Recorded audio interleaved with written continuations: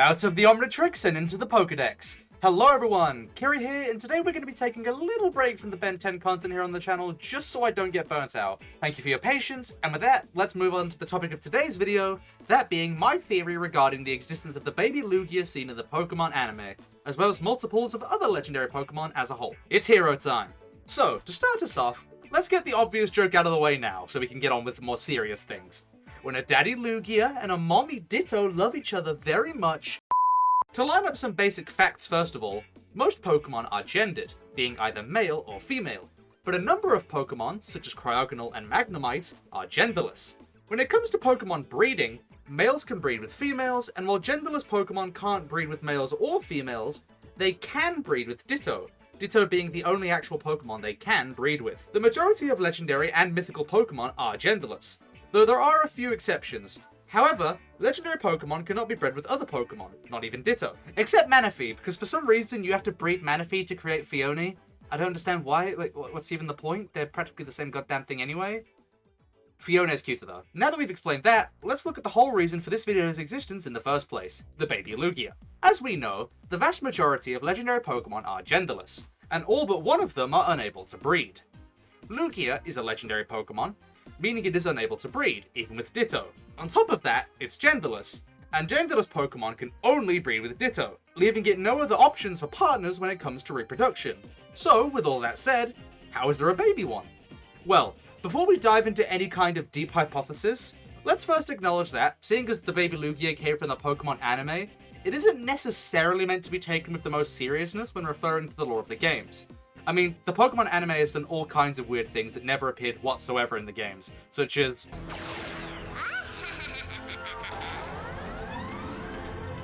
and... its whole body is made out of crystal. Yeah! And especially... ciao for now. Farewell! However, seeing as the whole point of my channel is to try and propose more interesting concepts than just they didn't think about it at the time, let's just ignore the quirky nature of the Pokemon anime, and instead focus on forming a theory regarding baby Lugia's existence. Looking to real-world animal species for some help, we can see that several species of animal, including some reptiles, which inspired Lugia's design partly, I would assume, are capable of undergoing a process known as asexual reproduction. For all the Ben 10 fans here on the channel, you might recognize this process from that one episode about Big Chill. Unlike sexual reproduction, asexual reproduction only requires one parent, and in the process of creating an offspring, the parent's DNA is cloned, creating a genetically identical offspring. This could easily explain how a legendary Pokemon like Lugia is capable of producing an offspring. However, there is one thing to note that puts a spanner in the works of this theory. Asexual reproduction is reserved mostly for small-sized organisms, and Lugia is, well, big. Real big. Fucking humongous, or... I can't believe I said that in the video.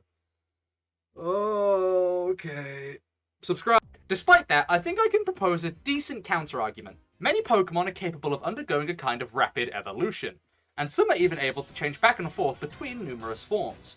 Whatever process allows Pokemon to evolve and or change forms, a video on that in the future by the way for sure, the same process could potentially be used for a larger organism to create a smaller organism, but maybe that's reaching too far. In that case, I propose another theory, and this one is likely a lot easier to swallow. There's just multiple of them in the first place. Our evidence for this is clear as day. While Arceus, Giratina, Dialga, and Palkia, very important Pokemon who embody entire concepts, are likely singular in their existence, we know for a fact that there exist several examples of other legendary Pokemon species, in both the games and the anime. As far as the games go, there exist multiple versions of each legendary bird that are obtainable in Pokemon Let's Go, and there exist multiple different related species of such legendary birds as well.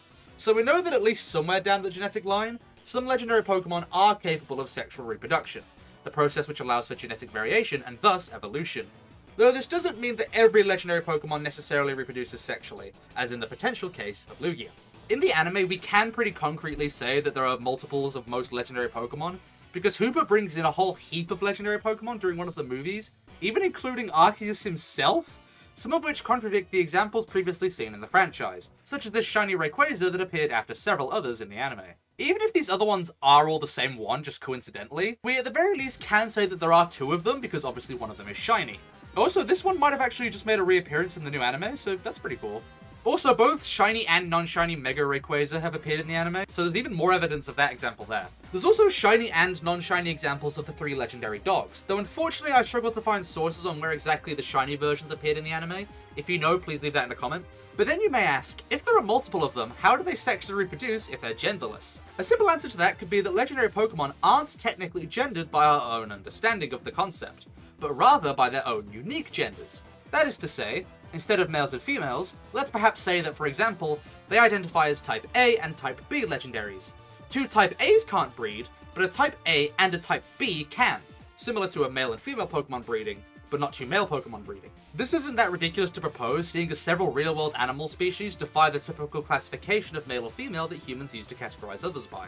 So, either Lugia is capable of asexual reproduction and thus created a genetically identical offspring, or Lugia is capable of sexual reproduction, but the exact process of which is simply so different from that of most other species that they can't be as strictly classified under male and female, if that makes any sense. While that mostly finishes up what I had to say regarding Lugia, I did also want to bring up the existence of the 2 Mewtwo's, the one in the original Pokemon movie and the one that appeared in that one X and Y movie. These 2 Mewtwo are definitely different, seeing as they have very different voices, somewhat different personalities, and if this was the same Mewtwo as the one in the first movie, you'd think they'd remember who the hell Ash was. He's pretty annoying. Regarding how 2 Mewtwo exist, there's a few ideas that I can propose, so let's go over those now. Seeing as Giovanni probably didn't get the Mewtwo experiment right the first time, one of the failed test subjects could have potentially gone on to actually survive and eventually developed into a fully fledged Mewtwo of their own. Or maybe this is a naturally occurring Mewtwo. Seeing as Mewtwo is the genetic product of Mew and Ditto, and seeing as Ditto copies genetic information to an identical level when creating offspring, it could be that Mewtwo himself bred with a Ditto, and seeing as the offspring would be genetically identical to Mewtwo, a second Mewtwo was created. It might sound weird to hear that Mewtwo decides to fuck a Ditto, but to be fair, at the end of the first movie, Mewtwo did gain a newfound appreciation for life and the world around them. And as they roamed the world alongside Mew, exploring all that there was to see, perhaps Mewtwo saw other Pokemon creating new life, and became interested in experiencing the process of creating new life for themselves. Thus Ditto was brought in, and a second Mewtwo was born from the first. But with all that said, that's about all I have for this discussion of Pokemon sex. So let's move on to channel member thank yous, last video's poll result, and this video's poll question. Big thank you to our channel members, Victor Matusik, Adriana Jones, and Riverjoy. Love you guys. Mwah. Last video, I asked you guys if, growing up, you preferred Pokemon, Bakugan, Beyblade, or Yu-Gi-Oh!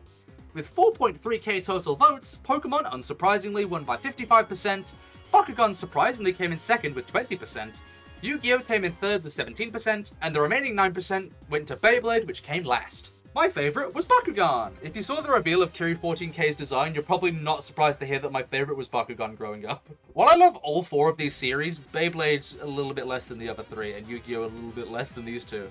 Bakugan really just hits different for me. The monster designs were awesome, the toys were super cool and fun to play with, the story fascinated me, and so on. Honestly, Bakugan probably shaped a lot of who I am today because I just watched that stuff religiously as a kid.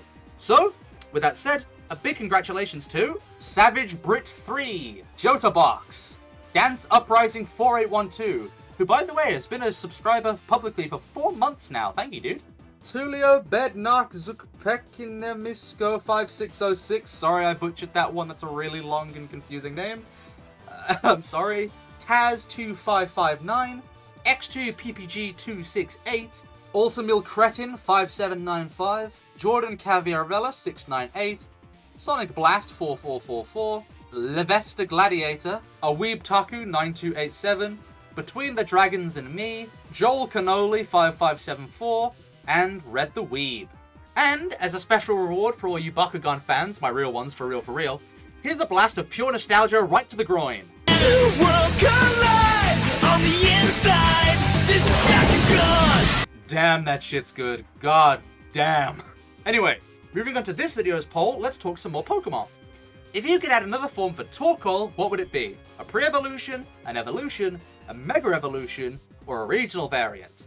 Why Torkoal? No idea, just picked a less popular Pokemon that I quite liked. As usual, you'll get a shout out next video if you correctly guess which one I'd most want to see Torkoal have.